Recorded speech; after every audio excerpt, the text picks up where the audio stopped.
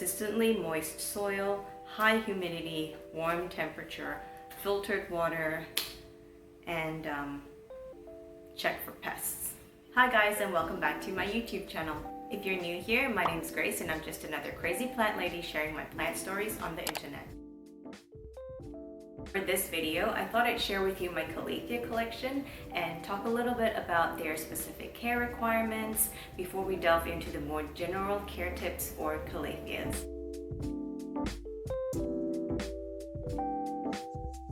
I'm a real fan of these guys, so I've got about 8 different types of Calatheas in my collection, some of which have been pretty easygoing, but some of which have been pretty challenging. So without further ado, let's get started.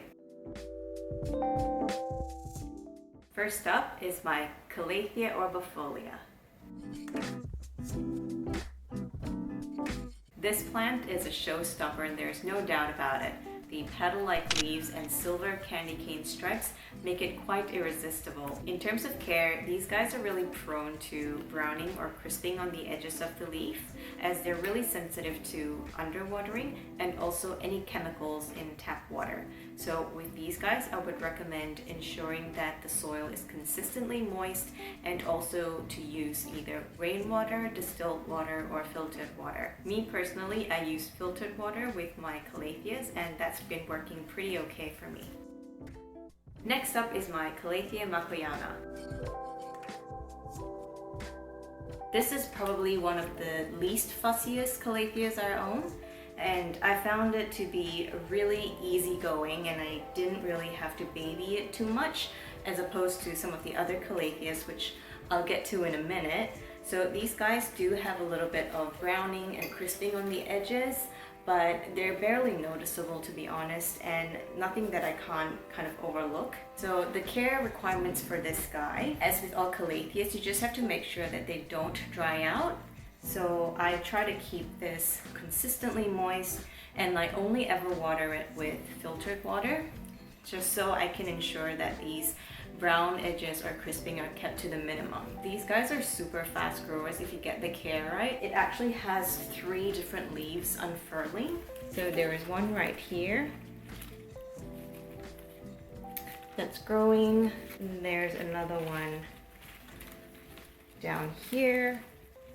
Oh, okay, you probably can't see that, can you? Down here. If you're not a fan of the look of these tall leaves just poking out like that, you can always just prune them off and it'll just promote new growth.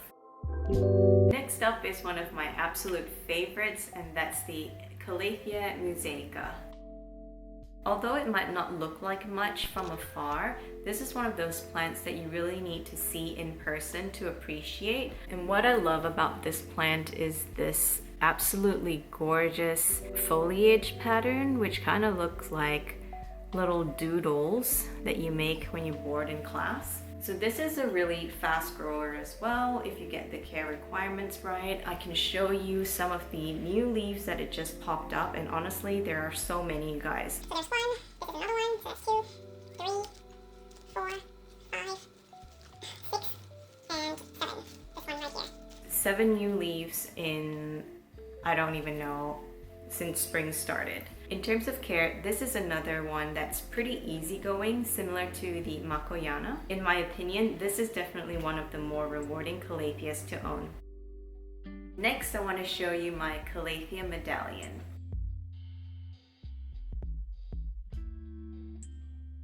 I do need to tell you this story. So I was pruning my plant a couple months ago now, and I accidentally snipped off a healthy leaf. So what I did was I taped it up, as you can see, and I've been propping this leaf up with a bamboo stake, and surprisingly it lasted for a really long time. It's only starting to yellow a little bit now. Since I've actually snipped it months ago, I'd take this. So if you accidentally snip off your plants or do anything silly like I did, you can still salvage it with some tape and a stake. You really have to be careful with this one. Make sure that you never let it dry out. Consistently moist soil, high humidity, warm temperature, filtered water, and check for pests. It definitely takes a little bit of practice and trial and error to get the care requirements for this guy right, but trust me, once you do, it'll be so rewarding to watch this plant grow.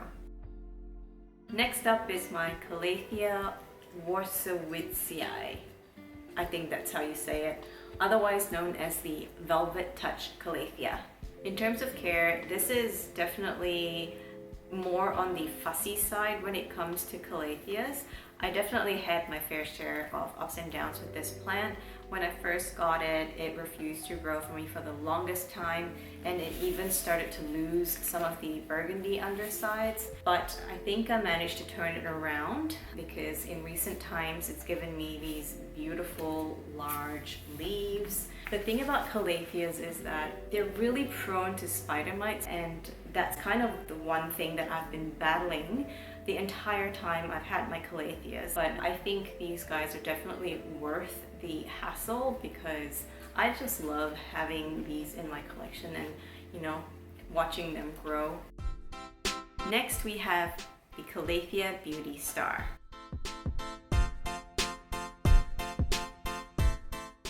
I actually inherited this plant from my ex-housemate, Jess. Hi Jess, if you're watching. And this plant is actually really interesting. The leaves look like it's been painted on. If you can see, it's got some delicate like brush strokes with some white and also a little bit of blush in the middle. And this plant also has a burgundy underside. In terms of care, this is not as fussy as the medallion or the warsowitzii or even the orbifolia. It doesn't require too much babying, and it can actually take tap water as well. But I just try to standardize my approach and water all my Calatheas with filtered water just to avoid, you know, any crispy tips and things like that. The last plant on my list is this Calathea zebrina, which, to be honest, has seen better days. I'll insert a photo of what it looked like when I first got it. And this is what it looks like now, which is pretty terrible. This is one of the fussier Calatheas in my opinion. I swear to God, these spider mites just won't leave my Calatheas alone. So this is another one that I'm currently rehabilitating in my bathroom. And for a while I thought, you know, I got it under control. It's giving me new growth, like this one. This is a new leaf right here, and also this one here. But overall, it's just not loving life at the moment.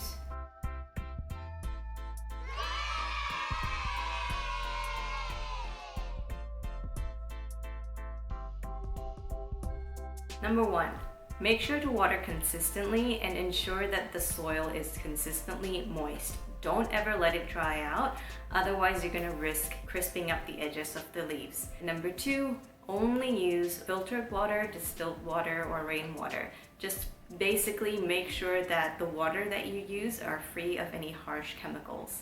Number 3, high humidity.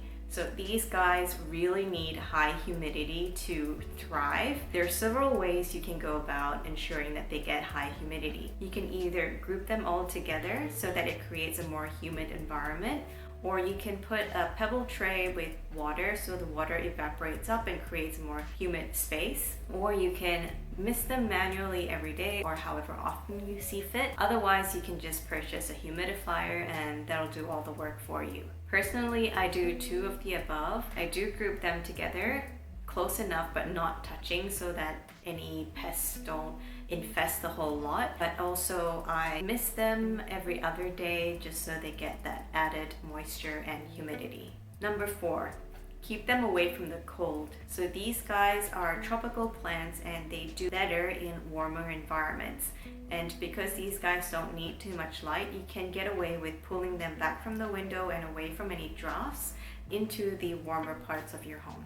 Number 5, if you have Calatheas that have the different coloration on the back of their leaves, whether it be fuchsia or burgundy or purple, just make sure to pull them away from too much light so that you preserve the purple backs. Number 6, these guys don't like to be repotted very often, so I would actually hold off and just make sure that they are really busting out of their pots before you repot them. Number 7, Calatheas are quite sensitive to different types of fertilizers, so I would suggest to dilute them to the bare minimum or use more organic type fertilizers for these guys. Here in Australia, I know you can get a lot of different types of fertilizers, and personally I've got a few, but I'll only show you a couple. So I've got this Power Feed, and I've also got this Foliage Food. And I found that my Calatheas don't really like this one very much because it might be a little bit too strong for them. And even if I've diluted them, they do tend to get like burns on their leaves. But I think this is quite gentle, and I spray it all around the foliage. That way they get their nutrients as well. Number 8. Okay, so as I mentioned throughout this video, spider mites and other pests are quite common to Calatheas. They just are spider mite magnets. But I know that some other pests like mealybugs and things like that also like to make their way into Calatheas. So those would be the top 2 pests to look for. In order to increase your chances against getting spider mites or things like that, I would recommend taking preventative measures. So what you can do is get something like this or any sort of miticide or insecticide and dilute it before spraying them onto your Calatheas.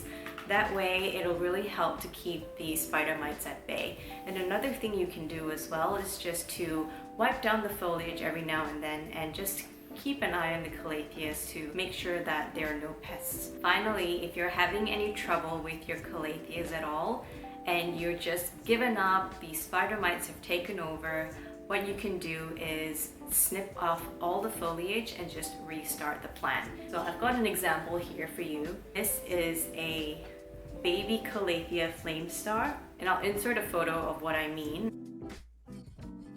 But as I said before, these spider mites just won't leave my damn plants alone. So I did actually lose this one to spider mites as well, but I just had enough, snipped it all off and left it there for a little while. And as you can see, they've sort of revived themselves, and I've got like 5 leaves now. So this one doesn't look anything like the photo that I just put on screen because, you know, it's restarting from scratch and it takes a while before some of the patterns start to show again. So I'm hopeful, and you know, I'll keep you guys updated on the progress on this one. Alright guys, so that's it for today's video. I hope you enjoyed and found this helpful. If you did, please give it a thumbs up and consider subscribing if you'd like to see more content from me. Thanks for watching, and I'll see you in my next one. Bye!